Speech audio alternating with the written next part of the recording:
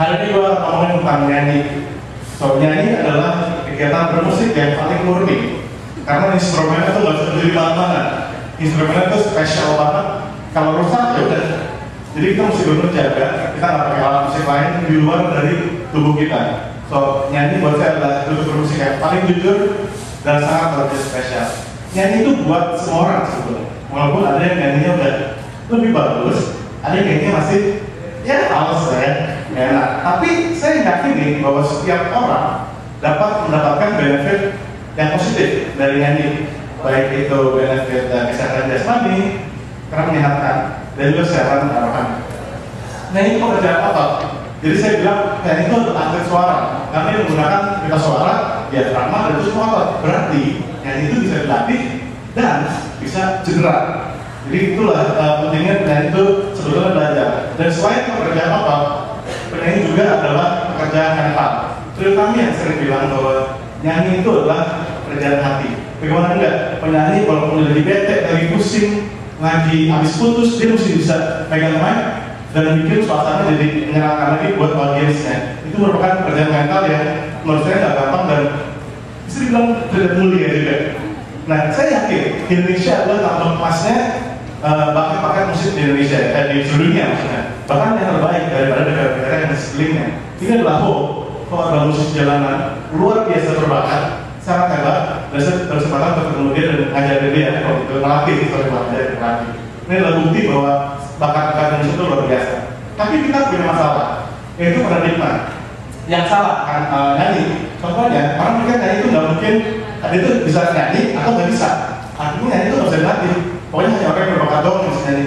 Itu paradigma yang pertama. Yang kedua adalah mitos-mitos. Seperti misalnya harus teriak dalam air sampai berdarah supaya punya suara bagus. Atau mesti minum kencur supaya biar suara bagus. Menurut saya itu malah menyesatkan. Jadi itu kan kita jadinya terhambat karena adanya paradigma. Jadi orang yang sudah berbakat mereka nggak melantai lagi.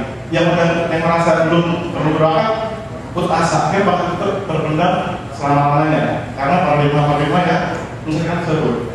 Solusinya adalah pendidikan. Karena pendidikan memberikan kita arahan. Kalau kita terus bergerak tanpa arahan, kita akan jalan di depan, muter. Jadi kita mesti menghapuskan paradigma-paradigma yang mencelakakan bahkan. Banyak kita mesti sampai berdarah. Kurang mencelakakan apa coba? Itu buat penyanyi itu musuh banget. Ya. Untung kita sekarang hidup di dunia internet karena informasi. Sebut aja, belajar apa? Ganti oli mobil, bisa dari gitu. Belajar masak nasi goreng, bisa dari internet. Belajar nyanyi juga bisa dari internet. Bahkan sekarang ada yang disebut WMD, yaitu Weapons of Mass Distraction, yaitu adalah sosial media. Ada Twitter, ada YouTube. Lihat sekarang orang jalan-jalan aja lihat handphone. Nyetir aja lihat handphone. Jadi jangan ditiru, tapi lihat data yang sekarang ada. Itulah betapa pentingnya sosial media sekarang saat ini. Jadi luar biasa. Dan itu yang saya gunakan terakhirnya. Jadi dulu saya berawal dari penonton musik. Jadi kuping saya jadi lebih kritis. Dengar orang nyanyi kalau sedikit ada orang nyanyi bahasa Inggris jelek.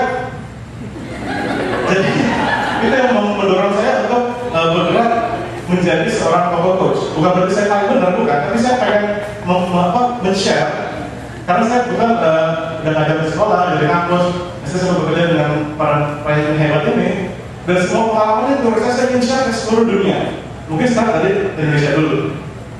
Jadi saya kerjaannya di Twitter sharing tips vokal, gimana sih cara nyanyinya, menghapuskan pandangan-pandangan yang menyesatkan. Terus sekali lagi internet, kami adalah media sangat luar biasa. Saya mulai di Twitter waktu itu dengan nama Indra Aziz untuk saya pribadi. Lalu saya akhirnya memutuskan membuat Twitternya Vokal Plus namanya. Di situ benar fokus isinya tentang pelajaran vokal, tentang pokoknya semua informasi yang berhubungan dengan vokal. Contohnya di YouTube kita punya 12.000 subscriber sekarang. Bisa ditemukan di sana. Ini ada video performance, tips, ada wawancara juga, semua tentang vokal. Dan tujuannya adalah saya ingin benar-benar mencapai ke seluruh orang dan aksesnya mudah. Ini juga saya buat CD latihan dan DVD supaya orang mau belajar vokal nggak perlu lagi mesti nyetir, mesti macet ke tempat les, cukup dari rumah dengan media-media ini. Dan responnya saat ini ternyata luar biasa. Benar tadi kata Mas Henry, bahwa orang itu sangat haus informasi, mereka sangat membutuhkan dan sangat mau belajar. Buktinya semua yang sudah kita lakukan di Vokal Plus ternyata menjadi buah bibir dan banyak yang membicarakan hal tersebut. Bahkan saya kalau ngomong pernah disamperin sama orang yang saya nggak kenal, bilang, Mas, saya murid Mas. Hah, murid mana? Ternyata murid dari YouTube. Bahkan janitor, tukang parkir itu murid saya melalui YouTube. Itu merupakan hal yang sangat luar biasa. Luar biasa. Saya percaya satu cara untuk mengharumkan nama Indonesia adalah melalui seni dan budaya. Jadi saya ingin mengajak teman-teman semua untuk mau berbagi semua yang teman-teman tahu, jadi saling berbagi. Karena lewat seni dan budaya itu kita bisa lebih harum. Jadi sekarang kita coba, saya juga mendorong teman untuk lebih sering bernyanyi. Oke? Nyanyi di kamar mandi, boleh? Nyanyi di mobil, pas aktif, gede-gede, boleh. Karena nyanyi itu bisa meningkatkan kualitas hidup kita dengan banyak cara. In fact, kita coba sekarang ya. Oke, kita bisa ya. Pop pop pop pop.